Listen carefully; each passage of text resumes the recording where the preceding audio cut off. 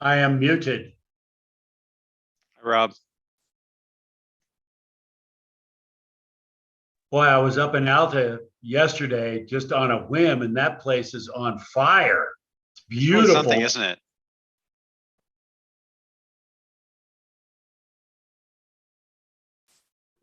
There we go. Yeah, How's your summer Yeah. been? that's been good. Yeah, I've enjoyed the rain. Yeah. Or periods of rain. Some heavy smoke here and there. Yeah. But no, it's been a good summer. We're really busy up there, and that helps the time go. And yeah, you? Yeah. I mean, I spent the month of August up at our cabin in Oregon, and I just been playing golf ever since. Excellent. It works. Good season for that. Yep. Is that your backyard? And I Yes. saw it's sandy. Yeah. Yeah. That's the golf course that I play at every day. Oh yeah. Hello there, John and John. Hello, Rob, John, Chris. John is in Grand Junction. I've been practicing my royalty wave during the pandemic. So I think I got it down. You do, as you should. I don't have to practice that because I'll never get there. Rob was born with it. So what hole is behind you, Rob? Yeah, Rob. Oh, you're muted. Judy must have pushed your button. The first hole, number one. Really? Wow. Huh. It used to be the 10th hole, and about 5 years ago, they reversed the nines, and this turned into the first hole.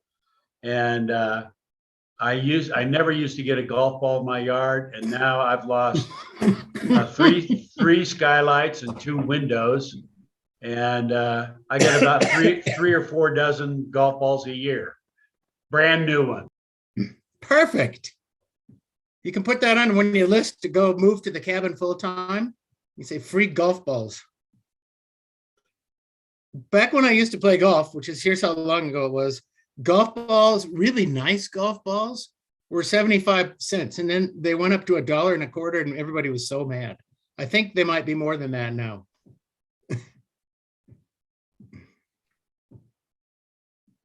Hello, Polly, Roger, Jeff. Hello. Good afternoon. Hello there.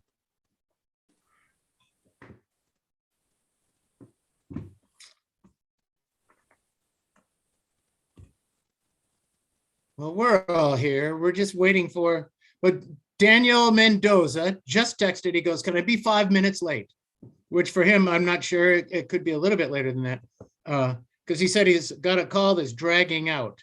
Dr. Gillis will be here too. We've been trying to figure out how we can talk about his stuff without being depressing. And I don't know if there's any way around it, but oh, he's catching me. But we'll talk about that in a few minutes.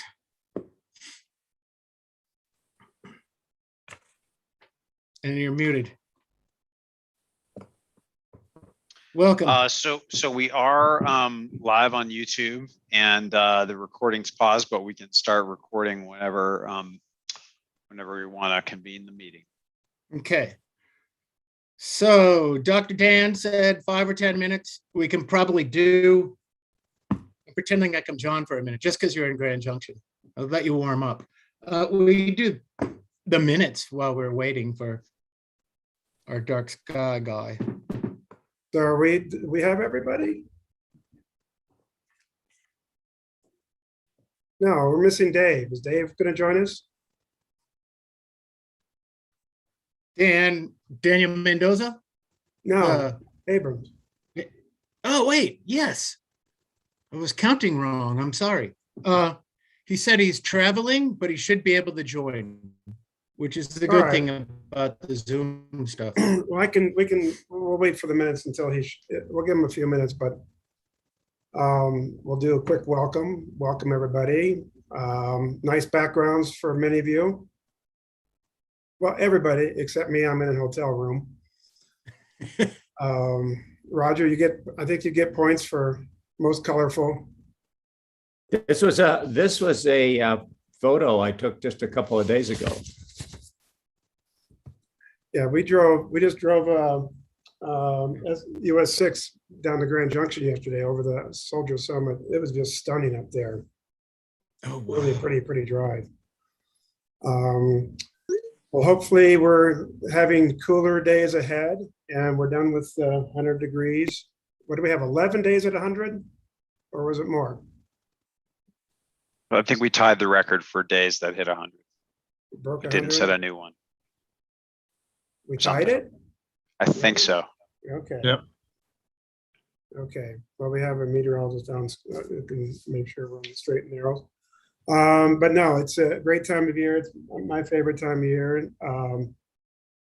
Feel like a squirrel, always getting busy for the winter, gathering nuts, and has nothing to do with the planning commission. But let's move on to the minutes. Is Dave? No, Dave's not here yet, is he? But we can do April. We have enough to approve minutes. And by the way, the hotel air conditioner turned on. Are you guys, is it loud? My background loud? It's okay? Okay, cool. Let's start with the April 27th minute. Oh, I guess we need to formally say this is now the beginning of the September 28th Town of Alta Planning Commission, September 28th, 2021. We no longer have to have the statement that it is remote and the reasons why it's remote. I did think we would be past this back in June. The halcyon days of June that are in July that are now long gone, it seems. So let's go start the meeting and start with April 27th minutes. One thing I wanted to, reading the minutes brought up some things that were reminders of stuff that happened there. And while I find the minutes are more than adequate, it reminds me of some things that were kind of holdovers. And is Harris going to join us? John, do you know?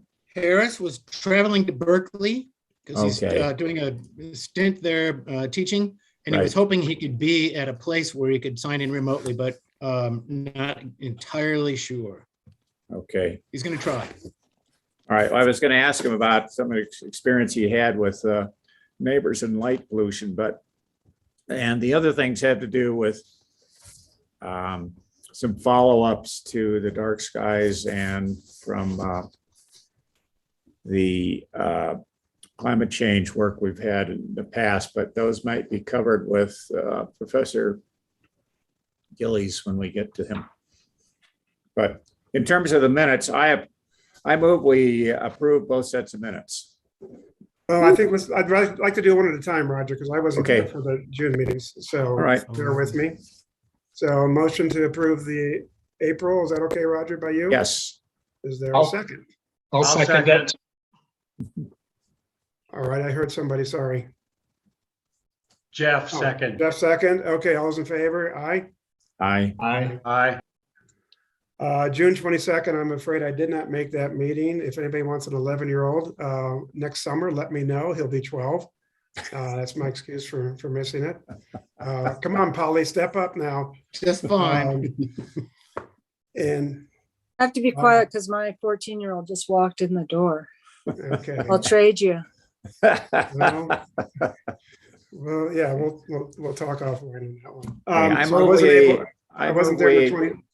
I move we approve the June minutes. All right, very good. Is there a second for that? I'll second that. Rob Boyd, second that. All those in favor? Aye. Aye. I abstain. All right, very good. Dr. Mendoza joined us yet, John? No, doesn't look like it. We could always flip 3 and 4, couldn't we? Pardon me? Can we flip 3 and 4? Heck, yes. Let's do it. Because Dr. Gillis is online, correct? Correct. Are you okay? Are you okay with that? Yep. But he knew he was going to be second, so he might be just grabbing a coffee or something. There. I'm here. Very good. Well, welcome. If you're okay with flipping things around, we'll get you going, and that means you get to leave earlier. So, and we didn't meet last time. I'm John Nepstead. I'm the chair, and sorry I missed you last time, but looking forward to continuing the discussion today. Okay. So how would you like me to proceed? I did actually send John a executive summary. Has that been passed around, John? I did not send that out. I sent out one of two, and that was not one of the ones, sorry. So what we have on the agenda is maybe a quick debrief on the UN's Intergovernmental Panel on Climate Change, just maybe the cliff notes on that. Right. And then a continuation of discussion on what we at the town of Alta, especially the Planning Commission, can do. Thoughts you have for us on actions, plans, actions, expectations, you name it, Right. looking ahead. Well, let me see if I can share this slide with you. Can you see that slide? Thank you. I was just getting ready to do that. Yes. Okay. So these are the key messages that I have pulled from the National Climate Assessment, which I just last month, I think I mentioned that I edited that chapter for them. And of course, that just simply mirrors what the international panel has said, although they obviously cover the world, whereas the National Climate Assessment only covers the US. But these are the key messages, I think, that are most relevant for you. I'll read through those just to bring your attention to each bullet there. So in general, annual average temperatures have risen more than 2.5 degrees Fahrenheit since the beginning of the 20th century, okay? So that's the average for the state of Utah. But as we know, microclimates and various regional differences in climate manifest as something very different for different areas or for different towns or different counties or whatever you like it. But 2.5 as an average is actually quite significant. So some will have, increased by 4 or 5 degrees, other places slightly less. Okay. The second bullet, I think, is the most, is one that you should really focus on, and that is that warming is particularly evident as an increase in very warm nights and a below average occurrence of very cold nights over the past 3 decades. And that is a classic sign of global warming. And that is, what comes from the data. Okay, the third bullet, under a high emissions pathway, which is the pathway that we're currently following, as you know, that the representative concentration pathways that the international panel works with look at a low and a medium and a high scenario. And we've been on the high scenario for quite some time. And it looks like, as I say there, historically unprecedented warming is projected to continue throughout this century. So it looks like, given current situations, that we're still going to be on that higher emissions pathway. Bringing it to something that we've experienced this summer, droughts are a serious threat in a water scarce state, as Utah is. The intensity of naturally occurring droughts and the frequency and severity of wildfires are projected to increase in Utah. So that is actually a projection coming from the work that has been done in the scientific community. Okay. As I said last time, and we wrote a significant paper almost 10 years ago, and I'm actually thinking of having my staff rework it to see just where we are. But in the second to last bullet, it is projected that more precipitation will fall as rain instead of snow. That has been the case for the last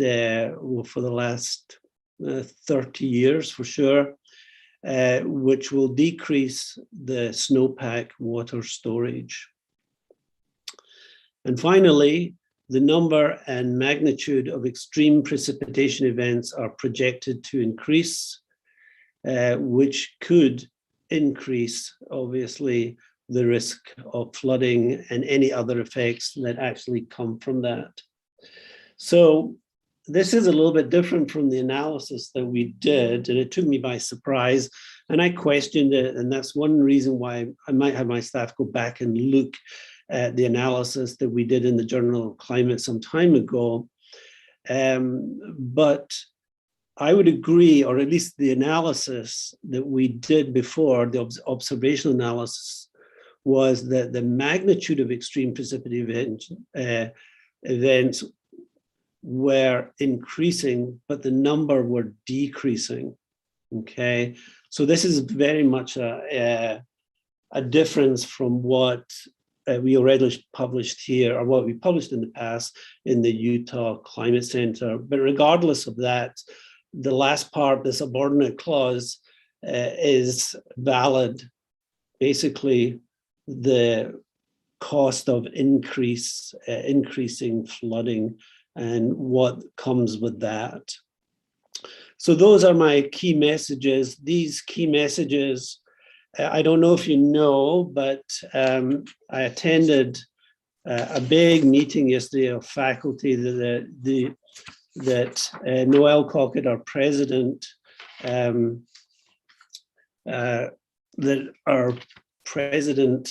organized yesterday at 4 o'clock. But Utah State now has an Institute for Land, Water, and Air. And I've been tasked, along with a number of faculty who are quote unquote affiliated, or I didn't actually become affiliated. I was basically pulled onto this, as were many other faculty.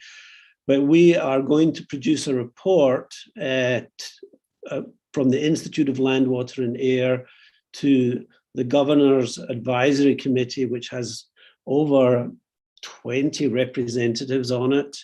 And this report will probably happen at the end of October. It's in production at the moment. And these are the bullets that the Climate Center will have in that report. So the report's not just a white paper that someone will not read. It's going to be very carefully constructed. And there has been discussion with the governor's office and everything about, how this report should be presented to them so that it will be read and the key messages therein will be considered in terms of policy going forward in the future. So I thought you might like to know that. And these bullets are the ones that I will be including in that report to the governor's office. So that's my executive summary for you, gentlemen and ladies. I'm open. I'll let you take the discussion from there. So I will stop the share and go back to the generic screen. This is Jeff. How you doing again? So when I was more heavily involved in this, really get to the level where we're at right now is looking at adaptation versus mitigation. And we need to do both. But isn't it, I guess, basically correct is that the greenhouse gases that have been emitted to date are still going to be circulating for somewhere between 300 to 1,000 years, So we're pretty much locked into a path at this level. And well, it's important that we look at mitigation to, slow future increases. We're still kind of locked into a pretty serious pathway just because of gases that have been released to date. Is that a fair understanding? So the resident time for CO2 is about 100 years, Jeff, in the atmosphere. But the further point from that is that CO2 that has been emitted since the beginning of the Industrial Revolution, both in Europe and the US, a lot of it has actually been deposited in the oceans. So that will maintain the stability of CO2, which is temperature dependent going forward. So your point is correct, but there's more finesse or subtleties to it. So the bottom line is we're locked into what we have, yes.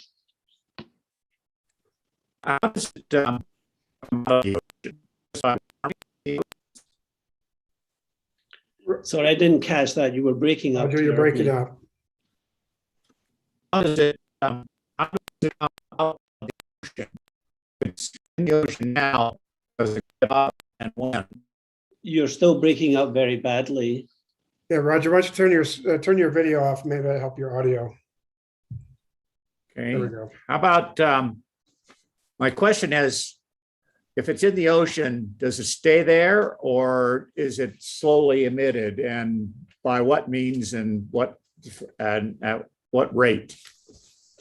Okay, so it's temperature dependent, right? Is the primary driver of that. So of course, in the oceans, carbon dioxide is converted into carbonic acid. And if the CO2 is in equilibrium with the atmosphere, so as CO2, for example, decreases in the atmosphere, then CO2 will be released from the oceans, or vice versa. If there's more CO2 in the atmosphere, then more of it will deposit it into the oceans. And of course, the rate is temperature dependent, depending on the temperature of the water and the temperature of the atmosphere. That drives that equilibrium exchange of CO2 and carbonic acid in the system. We also have explosive events where CO2 actually gets belched out of the ocean. That's sort of the term that we use. Those could be brought about by other events. Sorry to cut in. That's sort of what my PhD was on. So right, just figured I would jump in on that. That's true.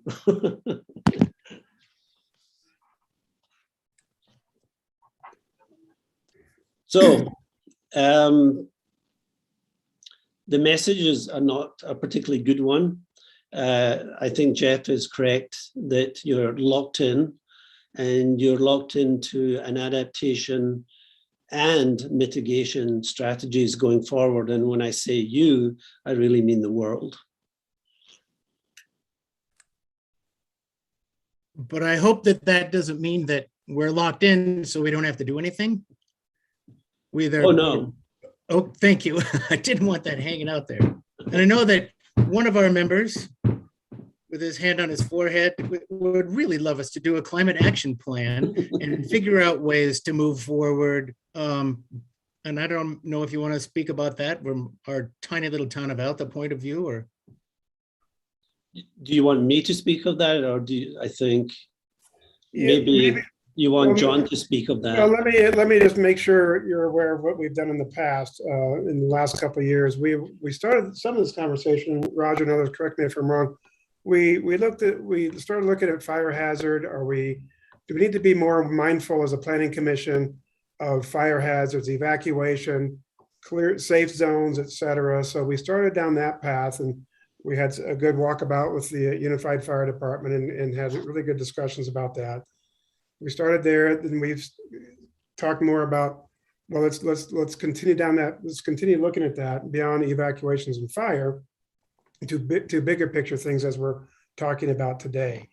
And to John's point, we can only control so much and do so much, but we feel it's our responsibility to do all we can in terms of adaptability, I suppose, and obviously mitigation as best we can. But given our unique geography as far as high elevation and snowfall dependent in terms of the economy, it would be a different sort of plan, I would imagine, than a typical we've seen the ones from California, coastal cities, things like that, where they have different issues. So if maybe just to poke at this, what do you think we should be, what can we be doing in terms of planning as a planning commission moving forward? I don't want to have a nice document that sits on the shelf, of course.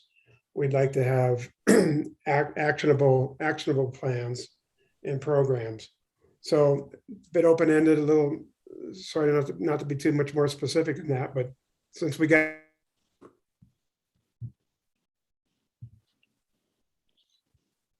Uh-oh. I guess John froze up.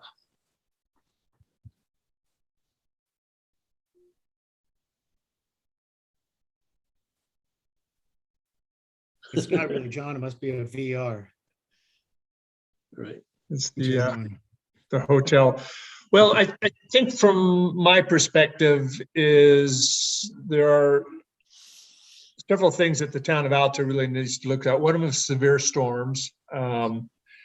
That, all you have to do is look some of the rainstorms that have happened, Little Cottonwood Canyon in the last couple of years, where you've had, severe blowouts, and those sorts of events are going to continue to happen. And,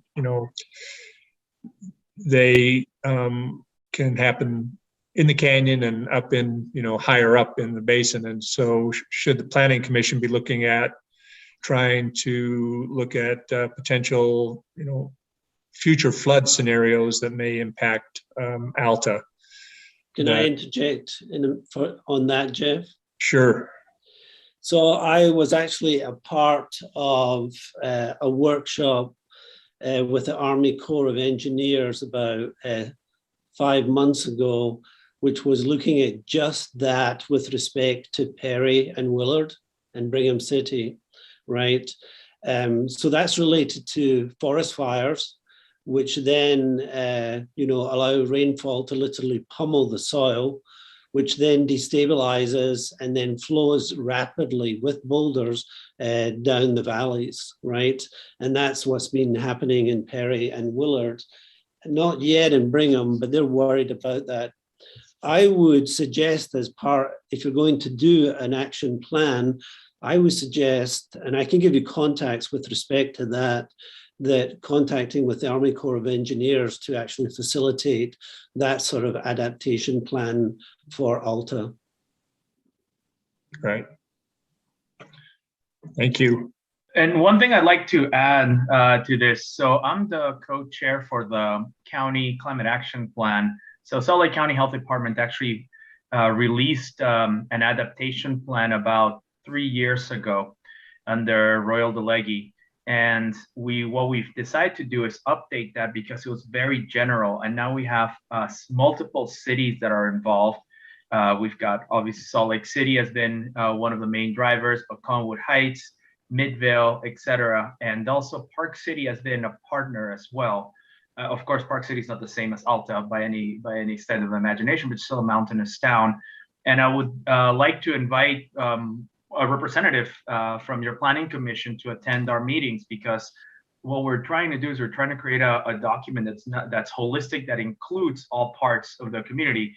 Right now, obviously, as I mentioned, the cities are more in the valley, but I think that the unique geography, the unique challenges that are faced by a community such as Alta or any other community that is more mountainous, as you brought up, how escape routes really, if for wildfires and things of that nature, those are things we need to take care of and we need to keep in mind. So I'd be happy to connect you up. I mean, I've got John's email, John Goldner's, and I could just let you know about the upcoming meeting, because we really want to be representative of the whole county, because ultimately we want to do this for the whole of Utah. Obviously, Wasatch Front, Salt Lake County is lower hanging fruit, but we really need to develop this for the rest of Utah as well. And it's an action plan as opposed to just an adaptation plan. Although, of course, if we really want to think about action currently, we do have to adapt, but we also want to try to mitigate some of these larger impacts.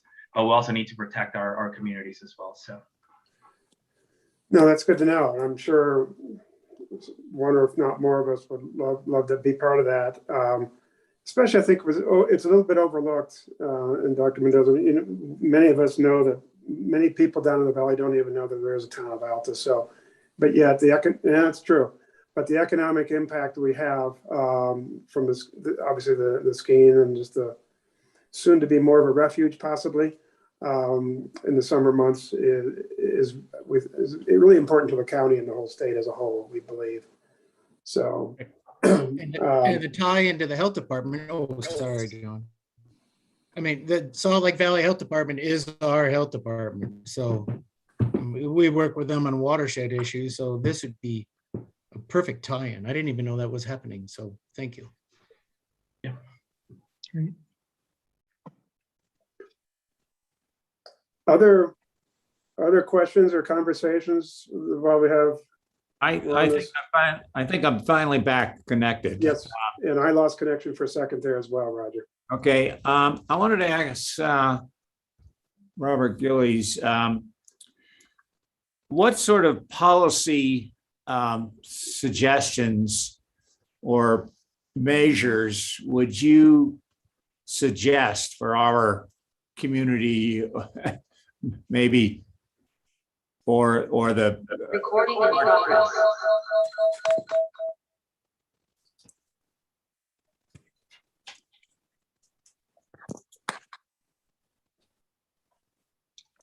Not sure where that recording in progress.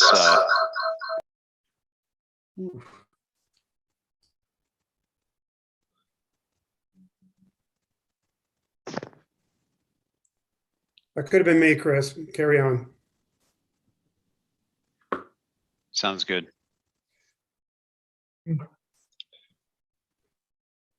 I think Roger was speaking. Yeah, I was asking Dr. Gillies, what sort of policy suggestions would you have, particularly for us and maybe for a broader audience as well? So, Roger, I try not to get into policy. I'd rather just present you with the science and let you, the policy makers, do that. And actually, we've been told by the governor with this report that we are not the policy makers. We are just the provision of data, okay? But sitting back and thinking about it, obviously, you know, fire/flooding and associated impacts of that, I think, require distinct policy decisions as to, you know, looking at the topography or the orography of your town and, you know, considering those. I also think perhaps in terms of your economics, which are always balancing with, you know, the previous comment that I made, is that you're going to get less snow, right? And that's going to be a big economic impact for your town in the future. And what policies in terms of land use you can go forward with on that. I'm not sure to what extent you have control over your lands there. I think most of them are federal lands. And so policy is not necessarily going to come from you, but perhaps a wise thing for your planning commission or whoever you have would be very distinct discussions with federal authorities like the Forest Service, who basically control, you know, your land, okay? So I'm not sure what policies you can make in terms of federal lands, but because they make the policies. Am I correct in that? Yes. Yes. Yeah, but we can advocate. I mean, we Right. can't make it, but we can push. Right. And I think that's something where you should get together with them and engage them, whether it be BLM, the Forest Service, or the Bureau of Reclamation. You should do that. Obviously, the other thing you need to be thinking about in terms of policy is water water resources, right? Where do you get your water from? And again, who controls that? Which I believe again is the federal authorities. Is that right? No, Salt Lake City Yeah. So Salt Lake City provide your water. provides the right for Alta to use water out of a mine. Okay. Right. Okay. But I think one of the other things that, it's a little bit into distance in the future, but I think the town needs to start thinking about it is many ski area communities are rapidly shifting to kind of the four-season model of economics, whereas Alta is still pretty much a winter season as its economic basis. And so, but you have a huge investment in infrastructure, hotels, ski lifts, and everything else that I think at some point, when the skiing isn't paying the bills, there's going to be a push to go to a more of a four-season sort of use. And it's probably worthwhile to be proactive in thinking how to manage that as opposed to reactive. Yeah, Jeff, I was thinking the same thing. We're one of the few places left that is not four season nor real estate dependent as far as a ski area in a town. But that's in the past we've had numerous discussions about activating at least the summer season. I think it's going to be interesting to watch the numbers in the future as people, if indeed, I assume they will, more and more people from the valley come up for just simply a day of refuge from the heat and the dust and the smoke. And that's going to be something to keep an eye on. In our past discussions with the hotels, there hasn't been much interest in trying to recognize that, I guess, much less do much about it.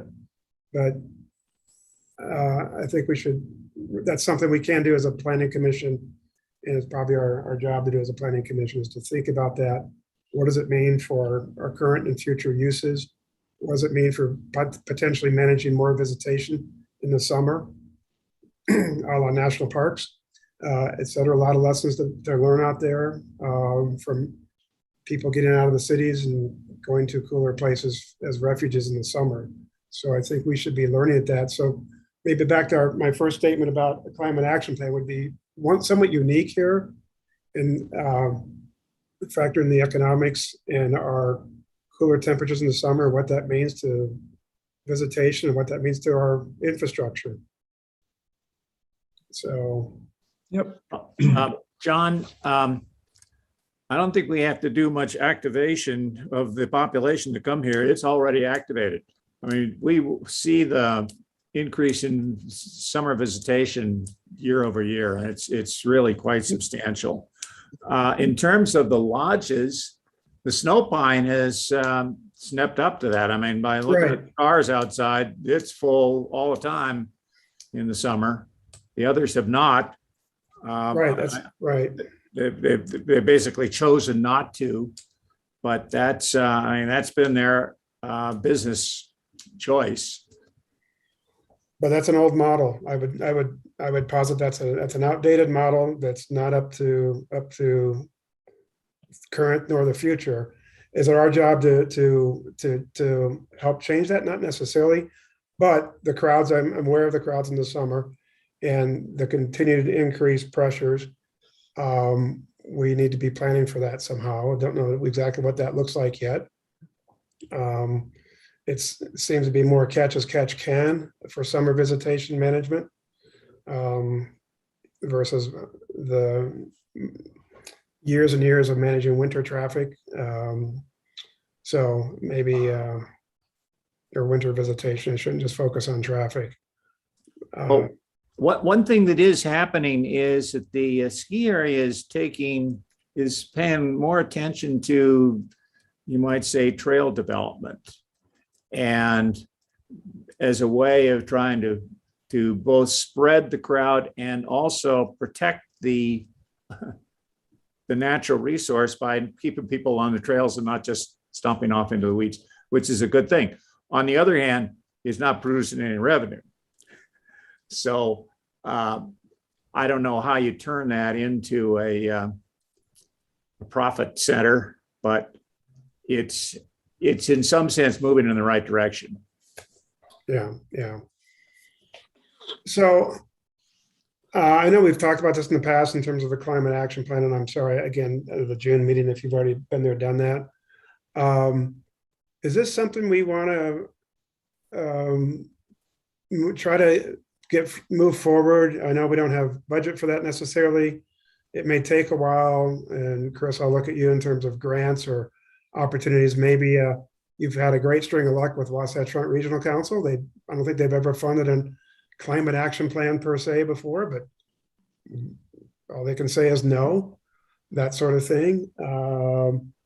Or some other resources, foundations, what have you, DEQ, who knows what. If you look under the cushions, you never know what kind of loose change you'll find.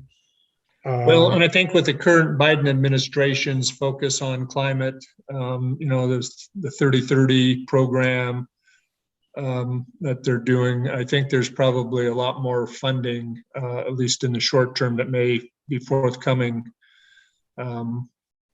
That we ought to see if we can somehow identify and snag. And also we're not the first penguin in the eye, so to speak, on this one, because I'm sure, I think 99% sure it's a big topic of conversation at the, is it North America, the Ski Area Association and sustainable slopes and all that. So we're not going to start from scratch by some of these discussions and thoughts as far as ideas for policies and programs, adaptation ideas.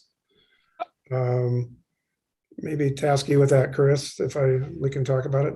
Yeah, we can certainly talk about finding some grant funding to, say, hire consultants to help us write a climate action plan. I guess I would argue that Alta is a small community, and the town of Alta is a very small municipal corporation or municipality. We're as well networked as we've been in my time at the town with other municipal sustainability programs through the Utah 100 Communities Initiative, which is a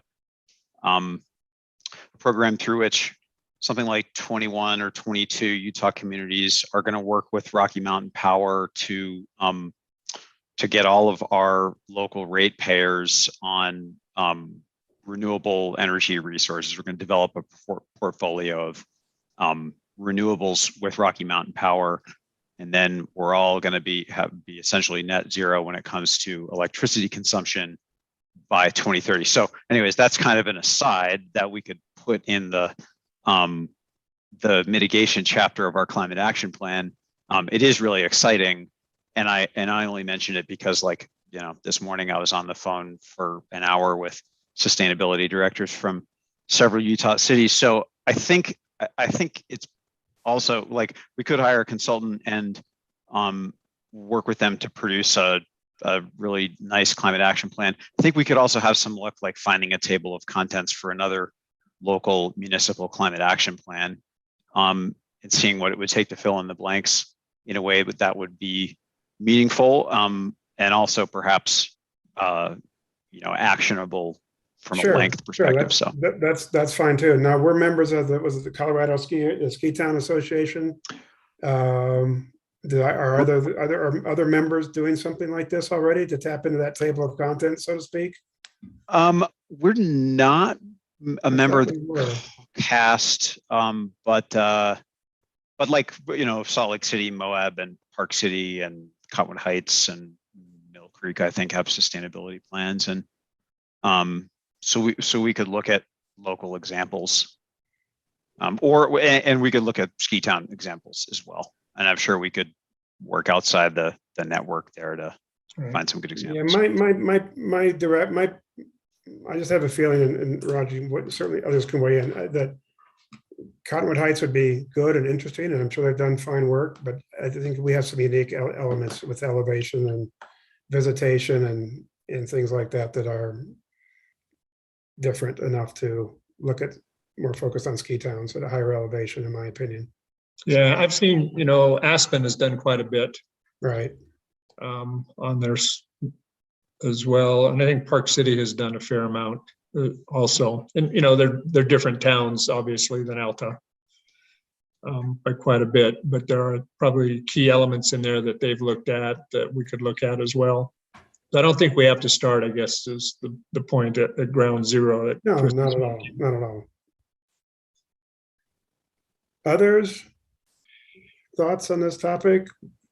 Well, I guess, you know, one thing I think that's important for us to understand is there a willingness within the elected political body of Alta to pursue these sorts of avenues. So I don't know, John, how we, you know, send a message to the town council that we would like to consider doing this.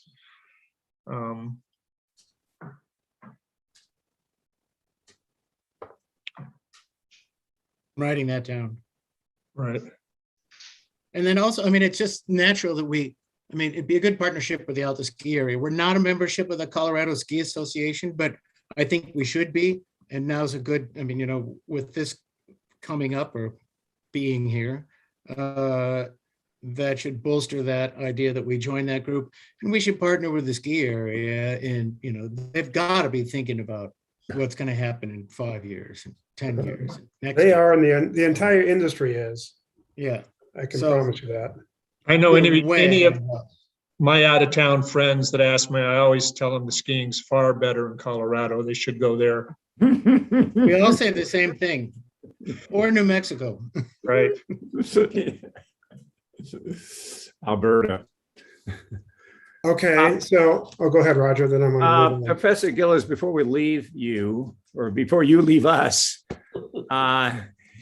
in June, you talked about your presentation to the National Climate Assessment that it was embargoed or belonged to them at the time. And I wonder, I recall what you presented to us in June was really insightful. And I wonder if that's available, if the slides for that are now available for us. I don't believe so. I will need to find out to what extent that I could pass those along. But I believe that the National Climate Assessment still has to be presented to Congress and you know, I think it's due to be published in about a year's time, right? Which seems a little silly, but I don't think it can be disseminated until Congress, you know, waves a magic wand. Oh, well. But I will see to what extent what I have is allowed to be passed on so that, you know, you have the most up-to-date information. I mean, I actually gave a presentation just 3 weeks ago to the American Planners Association. They had a meeting out at Taylorsville, and somebody asked exactly that question too, when, you know, the next National Climate Assessment was going to be available. Okay. My thought is it's really helpful to have some written document or set of slides or something we can refer to. Mm-hmm. And so what you can provide would be great. Right. I will certainly ask and see what, and I'll let John know. Okay. And John also, or anybody, Ski Lifts Company still has a sustainability person, right? Isn't that? Yes. Yeah. So should probably loop her in on these discussions too. I think they have, like I said, mentioned earlier, they have access to a lot of their professional associations that are, I know, their livelihoods and all their millions and millions of dollars of investment depends on this very topic. So I'm sure there's lots of help out there as well. So with that, I think we can let you go. You're welcome to stay on and learn about some dark skies that we're looking at, but we appreciate your time and your efforts and your information. Actually, I will pass. Actually, there's a lot of stuff to do. Yes. We've had so many agencies and the media call us on the drought that we're sort of overwhelmed. Okay. I have one question. You co-authored a study with one of your grad students on the Utah Lake where you're projecting the, I think it was a 12-year cycle on snowpack. So what's your model saying? We still heading downward or? Go on our website, Jeff. Oh, We updated the projection there, right? It actually looks a little better for this winter. So we're starting on the upward trajectory, I think, right? But it's on the website. okay, great. So we Thank don't- you. So we don't need to look at the length of the wool on or the caterpillars, how woolly they are this time of year or something like that to see what kind of snow we're gonna have. Yeah, although Josh's turtles. I've It heard has the, merit, you know. It the does have chickens merit. are fluffing out early, so, which is a good sign. So, Yeah, it does have merit because, you know, insects live their life by climate more than we do. Okay, right. let's hope they're really fuzzy this year. I Okay. thought you had to look at pica dens to get the prediction. Haven't heard that one. Oh, Okay, well, listen, we'll let you go, but thank you very much. And Yes, thank you very much. I know you've invested quite a bit of time with us and we all appreciate it. all right. Thank you. And good luck with your action plan. Thanks. Thank you. The Climate Center is here to facilitate anything you need on that front too. Very good. Okay, all right, over and out. All right, let's, that was very good, and it looks, I want to make sure we capture action items. Everybody, it sounds like there's an opportunity, well, we can talk with our next guest that opportunity to represent the town. Other action items, was there, John, were you going to first off, let the council know our extreme interest in taking this forward into some sort of process? We don't know. Yes, I'm not saying an action plan is going to solve all our problems. Whatever those actions may be, that could also include an action plan. I think it's important that they know that this is a very important topic to us and that we need to focus on what's best for the town in the future. Chris, I don't know if you want to poke at some money, look at some resources there. That's grants, or is that too early for even reaching out to WFRC or something like that for some low hanging OPM, other people's money, the best there is? It's probably not too early for that. Yep, I think there's a call for grants out right as we speak, if I recall. So that might be a good one. Let's move on then. Is it any other wrap up thoughts on this, what we need to do, what we can do to move forward? Just don't want to let this die. I'm not sure I want to have a standing agenda item yet on this, but possibly. So we'll cross that bridge next meeting.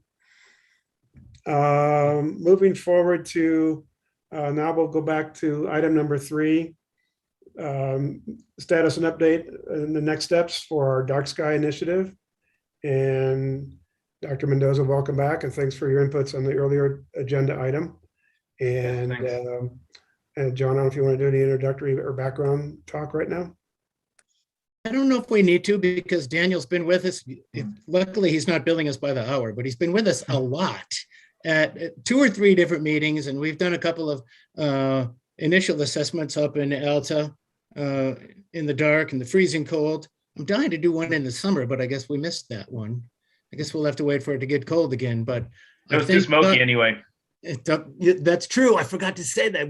It's not that we missed August or part of September. It's like we couldn't have done it then anyway because there was too much smoke. We would have got bad input, bad results. But I think Dr. Mendoza is ready to get us moving forward. You know, we've been kind of oscillating on this dark skies or not dark skies. What do we do next?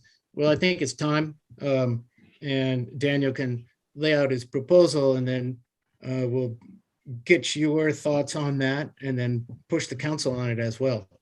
Before we dive into that, can I go back something we talked about a few years ago when we first started this topic, and maybe this is just from my memory. We also talked about tying it into ecotourism, dark sky tourism, and I don't know if we reached out to the hotels in town, or if we want to now, or is this part of our discussion in a bit here? But where are the businesses on this idea? Do we know? Are they supportive? I know we've done the assessments with a couple of them, but are they really ready to help and possibly take advantage of this opportunity? Do we know that? I don't know. We don't really know that. I mean, they're not against it, but there's no like overwhelming surge to jump on this bandwagon for dark sky tourism. Okay, that's what I But I thought. think, I mean, after we get moving along, once we start doing this more formal assessments that Daniel's going to talk about in a minute, once we start getting more involved and we start looking at the opportunities, then there really is no downside to this. This is, I hate to say a no-brainer, but yeah, that's what it is. There's no downside. I can't imagine anybody being against it, except for certain people that might be wedded to their too bright lights. But those are things of the past that we got to move forward on. Go ahead, Chris. Chris looks like he wants to say something. Yeah, I would just offer that I am the town's representative on the Alta Chamber Visitors Bureau board, and dark sky tourism has come up recently as something that the hotels think they could sell. We could facilitate events about it, and it would be an opportunity for them to market summer visitation in particular. Ties in with our climate refuge visitation. So, okay, very good. All right. Sorry to delay that. So back to you, Dr. Mendoza. Thank you. And a little bit of background, actually 2-3 years ago, Snowbird actually hosted the International Dark Sky Association international meeting, as well as the Artificial Light at Night organization meeting. So that was basically a week of dark skies. And Snowbird actually had some telescopes set up. I mean, they were brought from the University of Utah and other organizations. And so there was a lot of viewing that was done in November, right before I think ski season started. So it's early November of 2018, I think it was. So there is that push, as you probably already know. This past April was named Dark Sky Month as well in Utah as well. And there's a dashboard actually that was just set up by the Office of Tourism on dark skies to basically recommend where people can go gaze the stars. So I think that would be a huge boost, particularly during the summer months. I would imagine you have no problems getting people in the winter, I think, but to try to be a 4-season town, it would be a really good idea to consider that. So now, John, did you share the document, the proposal with the group beforehand? Okay. Yep. So I know it was very short notice. We were just kind of putting it together really quickly. But ultimately, there are going to be 3 parts to the proposal. So first will be a baseline assessment, and I think I shared with you all last time that we would want to do 3 seasons essentially. One, when there's no snow on the ground. Ideal would have been summer, but still we can. When I spoke with John yesterday, there's still the opportunity of potentially doing this in early October. New moon is on the 6th, I think it is, and if not November, also right around the 5th or the 6th, just before the snow falls. Hopefully some of the smoke disappears as well. If not, we can just wait until probably May or June of next year for that season. Then we would want to catch the snow on the ground before ski season is in full swing. So either early part of December, I would imagine, or late part of November. I know that that ski season usually kicks off on Thanksgiving, but we just have to work with what we have. And then the reason for that the contrast there will just basically be what's called albedo effect, or reflectivity of the snow, that will make everything just glow and be brighter.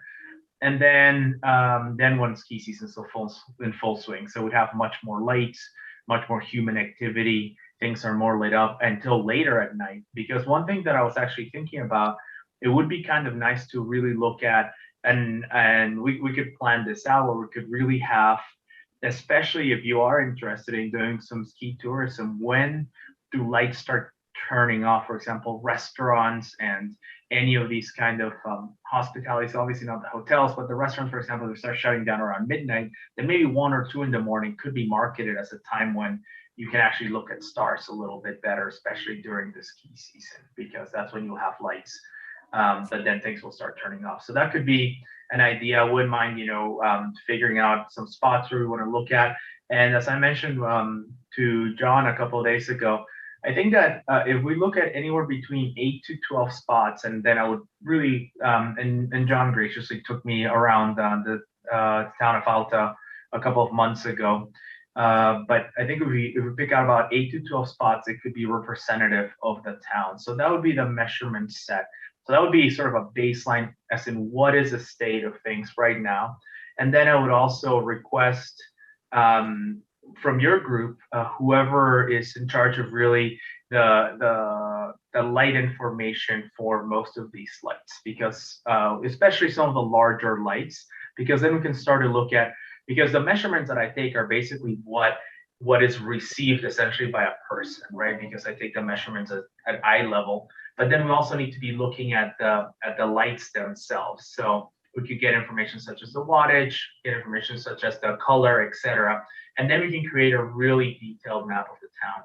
The reason for that is with that information, then we can apply for an international dark sky place. And town of Alta fits in the international dark sky community.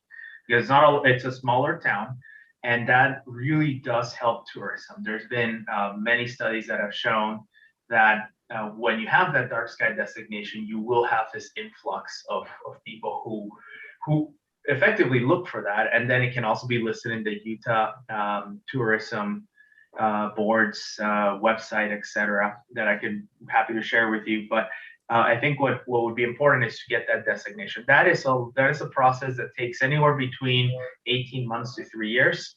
And what I would be doing is I would be doing all the application. And obviously I would need some of your support as well for specifics. But at the end of the process, Alta will be a dark sky certified place. So that will actually be something that I can deliver. Working with you, what would happen is we send an application, and there are some very specific questions. And what we would do is, if there are recommendations, what we want to do is we want to send in the best application possible.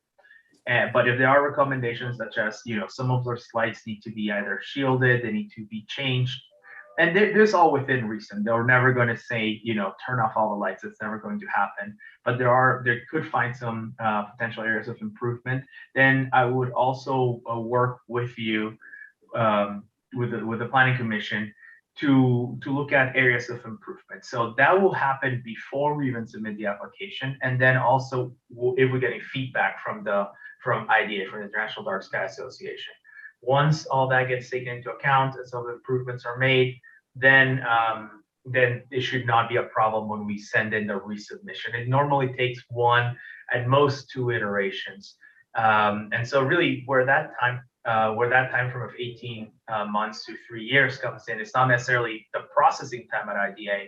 It's mainly how long it took for the town itself, the community itself, to make the improvement. So and that's why I would want to give you my sort of my advice based on the measurements and based on having sort of a map of your lights in your city, in your town.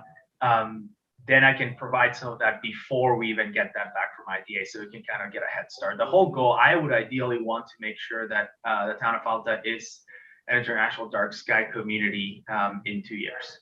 So not 3, but hopefully 2. So that's really the bulk of the proposal. It'll be a measurement, it'll be a recommendations, sending in the application, getting the application through, and then applying the recommendations, and then having if we need a follow-up, which if there are no changes, then we obviously don't need to do anything. But if there are some changes and we need to demonstrate that, then we can do additional measurements. And Great. is the contract with the University of Utah or another? No, the contract will be with my company, with my consulting company. Yeah. So, And Great. John, Thank you for putting this together. This is moving forward. right, how does the town budget look for something of this magnitude, 5,000? I think it's feasible. That's the magic number in our purchasing program, where we can kind of do that in-house without going out to bid. And we haven't really talked about this before, but we're going to start talking about it now. So, With council. yes, mayor and council. Can I ask a couple questions too related to the proposal? So one is, it sounds like you think we can be a dark skies place. Is there any concern though with the fact that Alta is so close to Salt Lake City?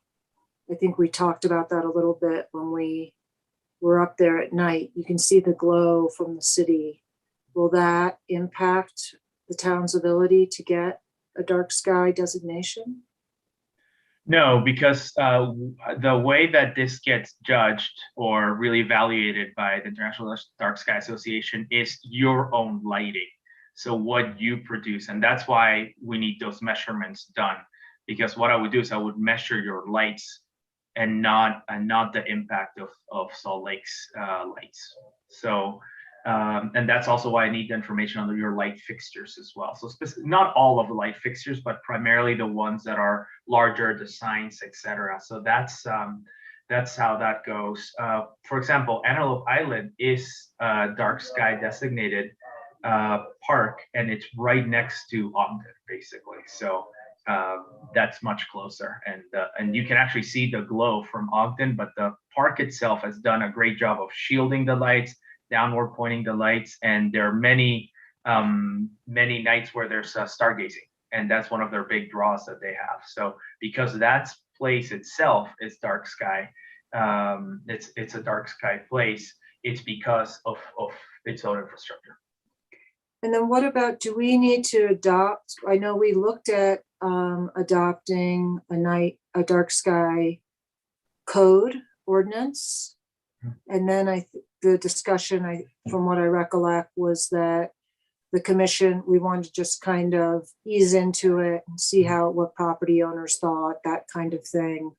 Do you have a template that we should be using to adopt? Is there like a multi-stage process, or is that, how do we go about changing the lights in the town? How will that work? Right. So part of the application is we start to look at some of the lights that are brightest. We know, and I mean, the whole process of becoming a dark sky community is primarily almost, I would say, a municipal and large organization assessment. We know, for example, I've been discussing with Park City the exact same thing, because again, what happens is, and that's a larger problem there, where people spend, tens of thousands of dollars on their outdoor lighting. And so that's something that is recognized as a problem. And that's something that a community, a city, a town cannot really enforce. There are many pathways to provide essentially that document that you just mentioned. How can we provide some of these guidelines? How can we really educate the community, and how you can do this in a stepwise fashion so it's not very sudden and then just everyone complains and no one really will agree. So there are ways to do that, and that will not impact your application for a dark sky community. And then when it comes time for the ordinances, they're done. There's like three different places, at least three different places where we could just pick varying degrees of like I get them mixed up because it's been a while, but like Springdale might have one that says, okay, from here on out, everything is dark sky certified, but they don't retrofit. Somebody else has one, everything is dark sky certified, and you have 5 years to retrofit. And everything new has to be retrofitted, or if you replace a broken light, has to be dark sky certified. And then I kind of like, there's a couple of them that I won't name. It's like, okay, we're going to go dark sky certified, and within 5 years, you've got 5 years to amortize your lights and make them so that they're dark sky certified and that they meet the requirements.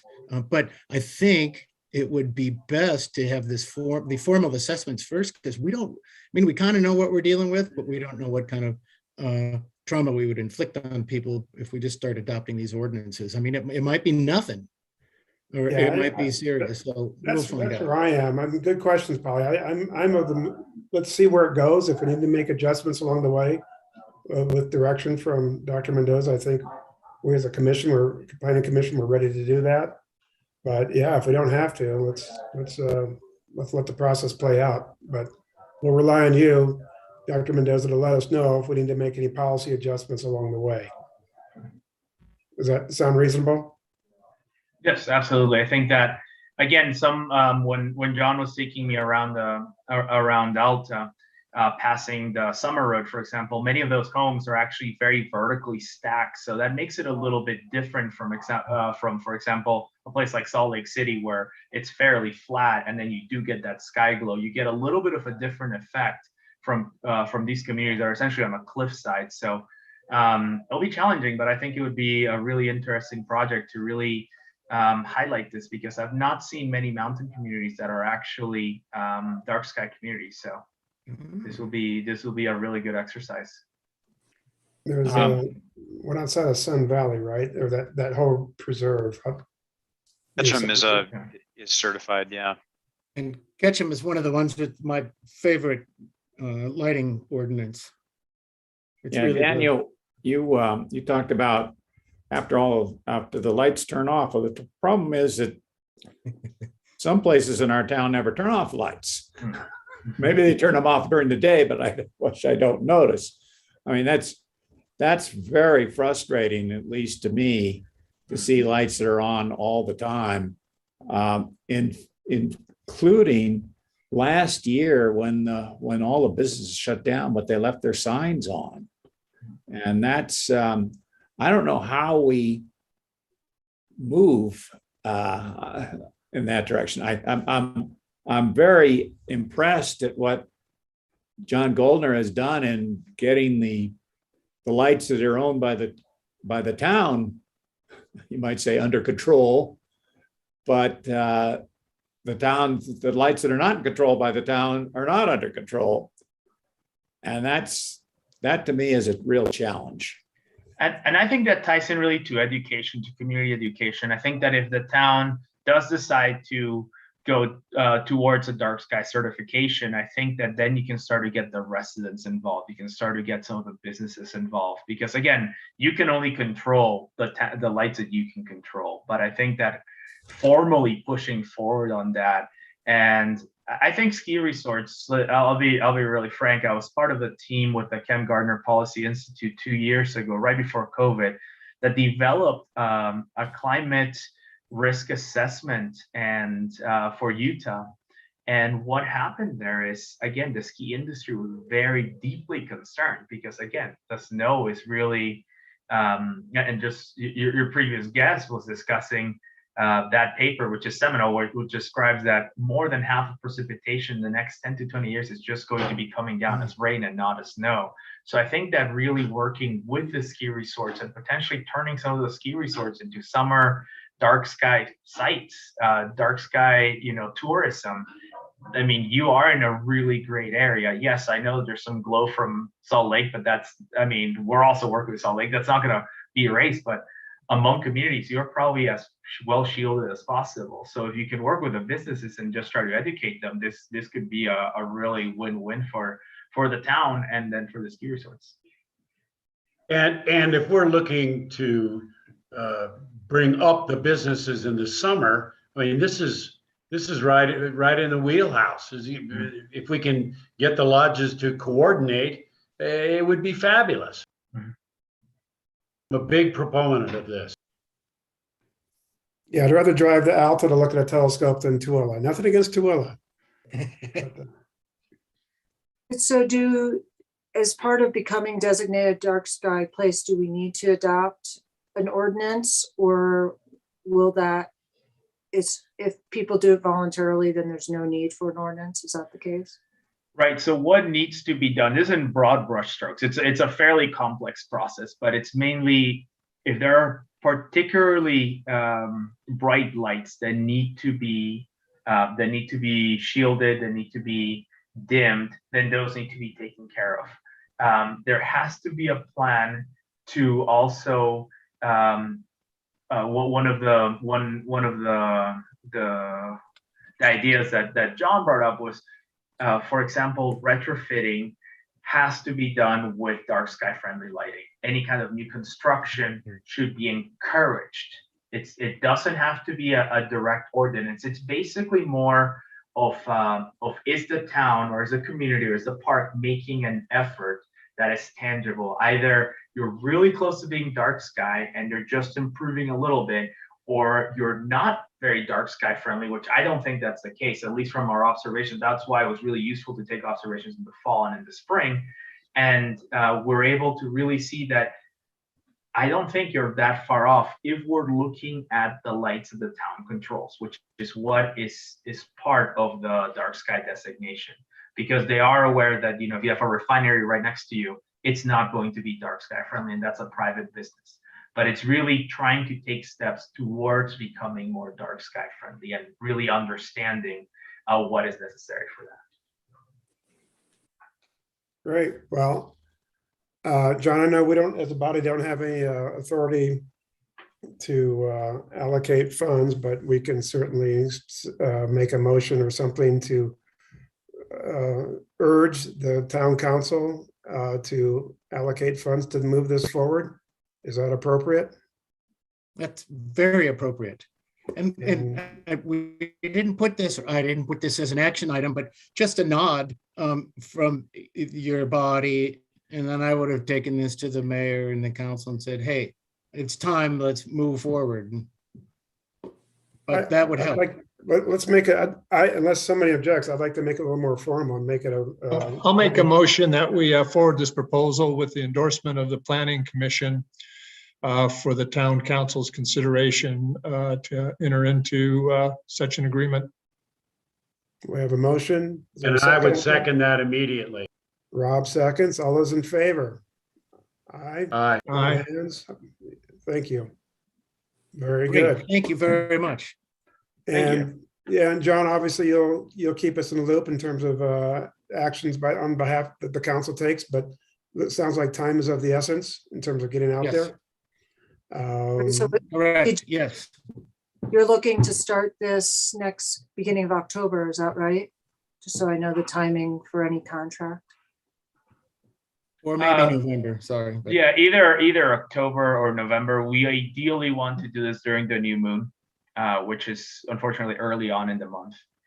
Okay. But I mean, with the way the smoke is happening, I think that November might be potentially a better observation month.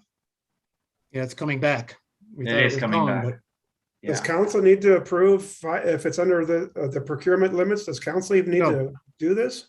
No, Okay, No. but I don't, yeah, I want him to know and be in agreement what's going on. So I don't think that'll be a problem.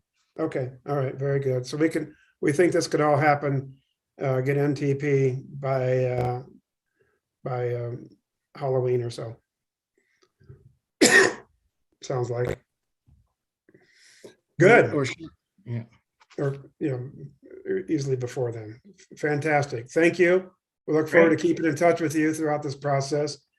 Anything we can do to help, we will. And I know you'll inform us if anything we need, any actions we need to take along the path next couple of years. Great. Thank you.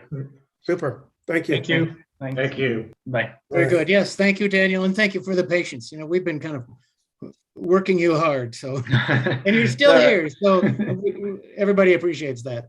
All right. Thanks again for the support. Yeah, all right. Okay, see ya. Bye. Talk soon. Thank you. Okay. Agenda item number 5 is new business. Do we have any new business to bring before the commission? Hey, John, I have a question about, we're talking about the mitigation and adaptation and all that. What can we do?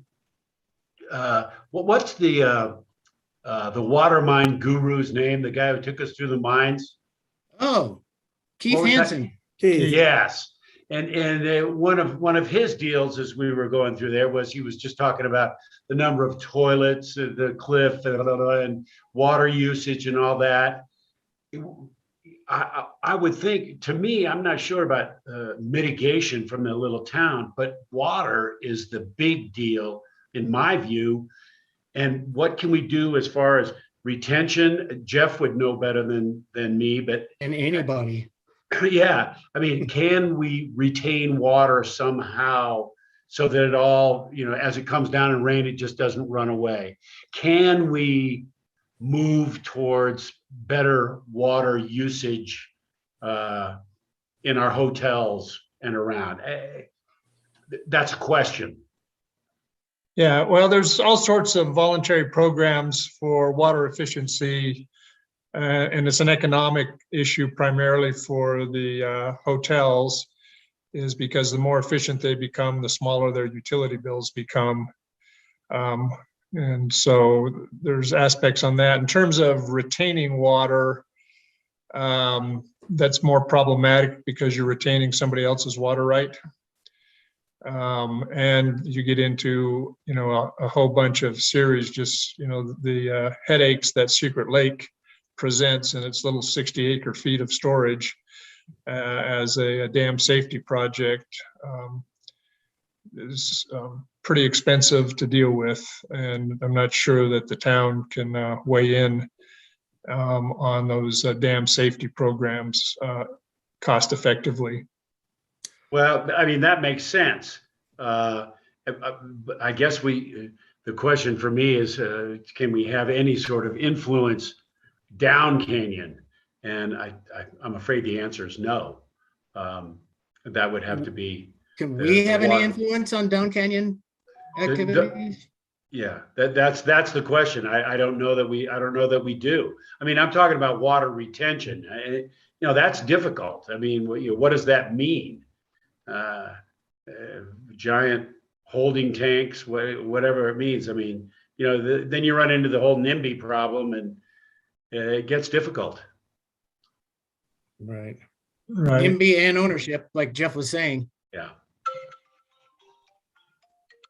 But then I will check with our building official, because I think that all new, like the Snow Pine, probably has the most water efficient toilets and showers and facilities around, because it's all brand new.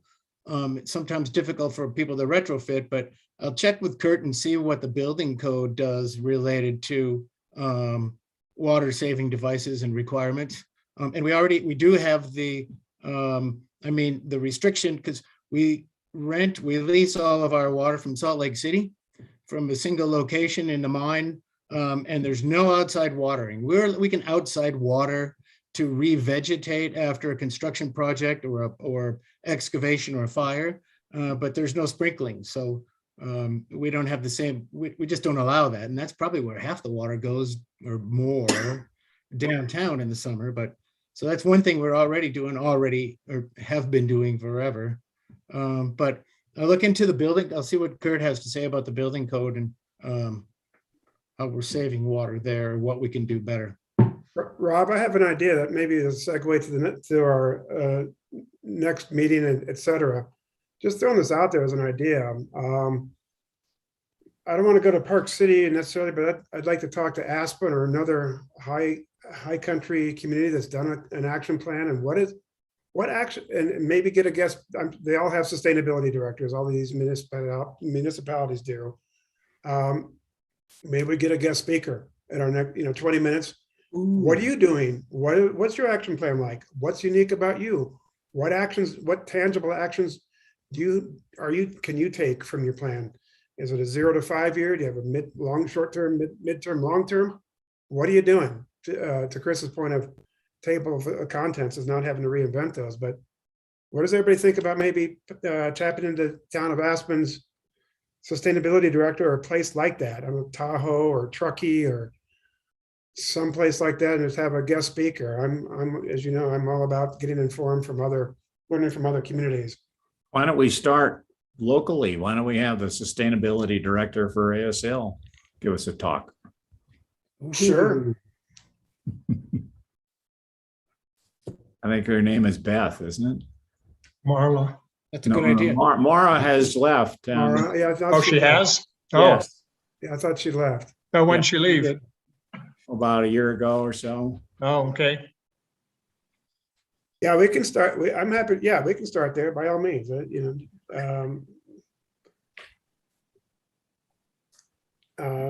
they'll have, and Okay. she'll have resources with what's going on in the rest of the ski communities around the country, if not the world. So maybe our next meeting, might we, excuse me, have, a handful, which is maybe 3 or 4, sustainability directors at comparable towns talk to us. It might be a bit much at one meeting. We could maybe do a couple, 3. I don't know. Yeah, okay, 3. Yeah, maybe 3.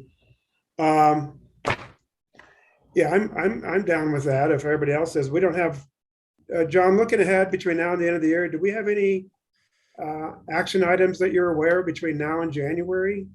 No, there's nothing pressing. And I say that probably jinxing it, think something will pop up now, but no, we don't have anything that we have to do Okay. between now and January. What also ties into something else that, I know with COVID and all this remote meeting and stuff, and then now we're back, maybe somewhat back where we started in terms of not getting out and about.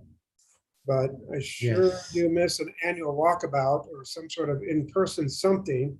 And maybe if we do an October meeting, it'll be warm. Well, I don't want to wish it's warm enough, but maybe we can just meet outside and listen to the Alta Ski Lifts sustainability director in an outdoor setting of some sort in October. I'm just throwing this out into brainstorming here, folks, so bear with me, but I do want to try to do it once a year out of the conference room, well, out of Zoom. Mhm. Meeting if we can possibly pull that Fabulous. off. Beautiful. Well, I'm thinking that might be a good time. We could get this, we could get Beth Yetter to tag team with Mike, and they could both talk about their sustainability. Plus, Mike would have to be able to give us some, I don't want to volunteer him without asking, but he'd be able to answer a lot of these questions about climate change and what they're doing, what they're expecting and what they're doing for the future, things that we were talking about. Yeah, and I know their annual conference in whenever that is, April or May, it's a huge topic for when all the skiers get together for their postseason conferences and whatnot. It's a big deal. So let's learn what they have to say. Do we want to try to get an Aspen or a Truckee or something like that as well on that same meeting? And they'd have to, if we're going to be outside, would they have to have a screen and a computer or whatever to zoom them in? Or is that going to be too logistically? Is that a bit much? I'm gonna say if we're trying to do it outside, it might be okay just to do Beth and Mike and Okay. locally, and then maybe hit those other ones up later. But I'm not the techie guy, as Collie will quickly say. Yeah, I think I can't think of a suitable venue for us to like facilitate a Zoom presenter out of doors in Alta, unfortunately. Okay, we'll just have to take a road trip to meet the town of Aspen coordinator in January. Maybe skiing. Mhm. We could, getting someone from Park City to participate would be easy. I'm Yeah, sure Park we City have those would be- relationships already. Yeah, we could do Park City. It's very different, but that's we could start there too. Does Snowbird have a person dedicated? I don't Probably. know. I don't know if Hillary is, she's water quality. How about the town of Brighton? Yeah, No, they do not They have just- sustainability. Okay. They don't hardly have a staff, so. let's see if there's someone at the Bird and as plan B is number 2 and Chris number 3 could be Park City or whatever. But let's try to get 2 speakers in person. We can do outdoors, sit around the table or whatever, sit on the patio at the Lady of the Snow, something like that with chairs, what have you. Is everybody okay with that? Polly, if the town, excuse me, the town of Brighton doesn't have a sustainability person, might the two ski areas have? Yeah, I realized I kind of, because that's what we were talking about. I don't think Brighton does, but I can find out. And Solitude might have something in conjunction with Deer Valley, because it's the same ownership, Yeah, but they seem, I can find out too. Yeah, I don't think so, but we can check probably between the two of us. yeah.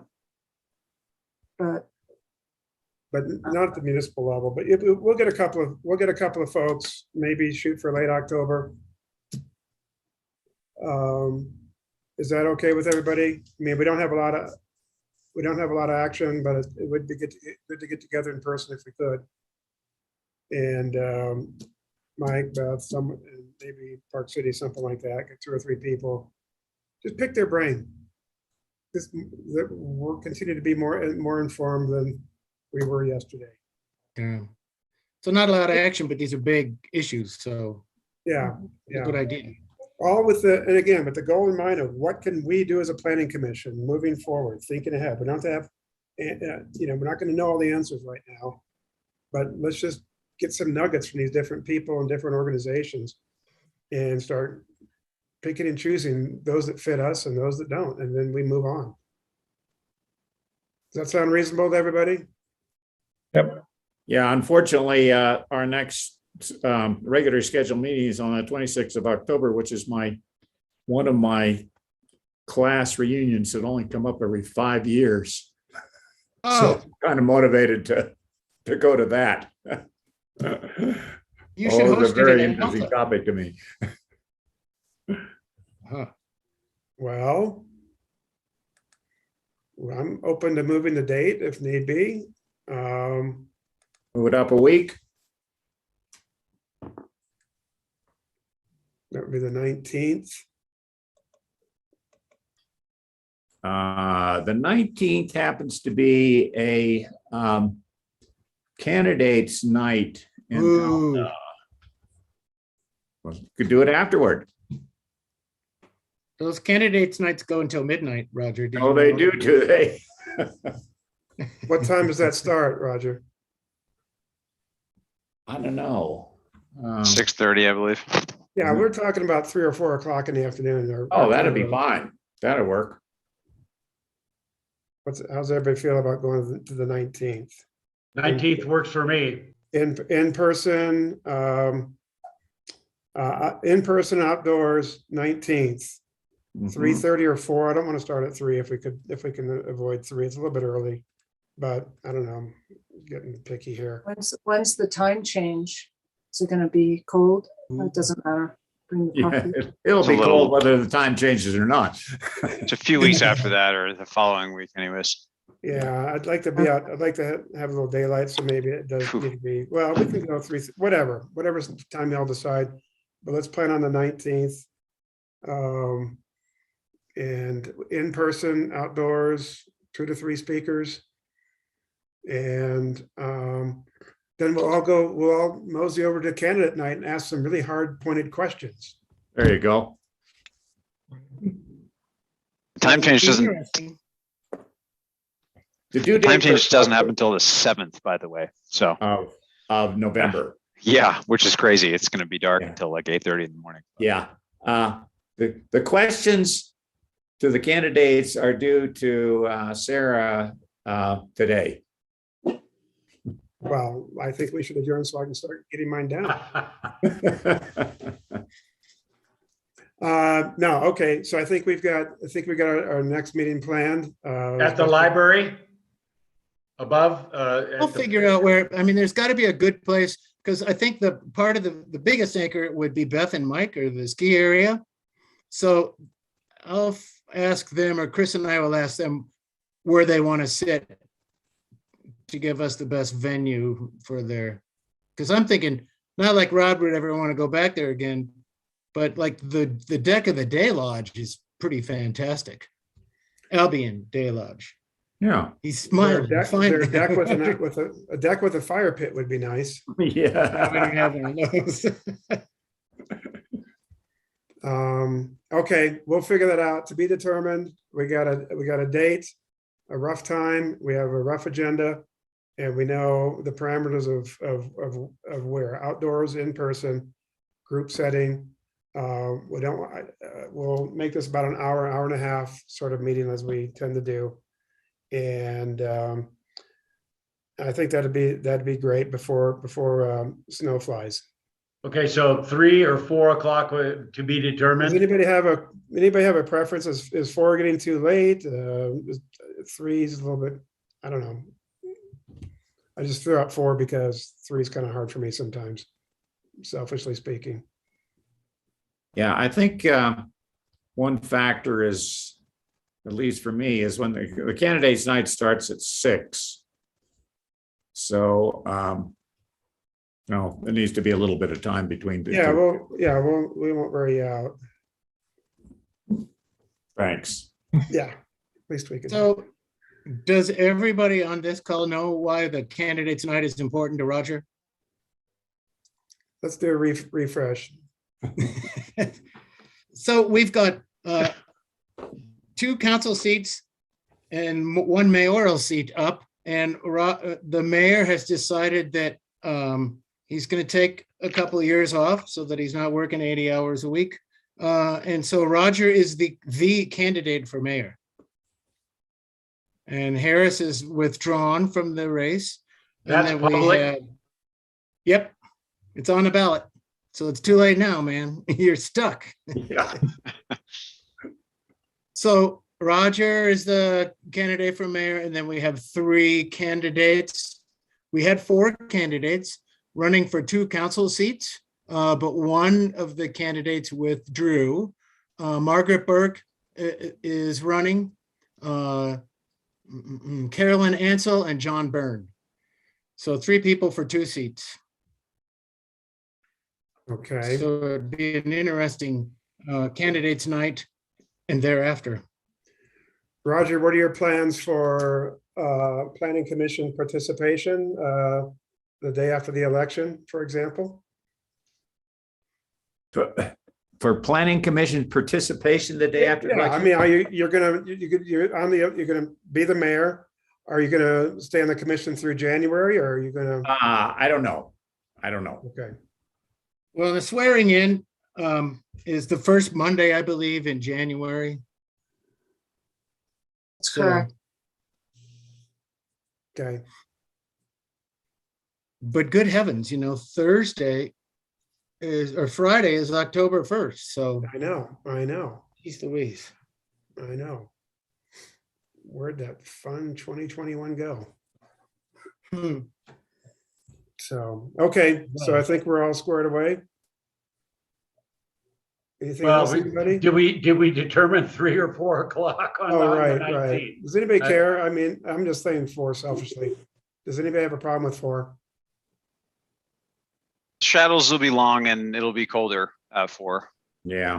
for what it's How about- worth. how And I about- think getting folks to drive over from Park City, to drive back over there at 5:30, might be a Alright, little we- bit easier to get participation earlier today.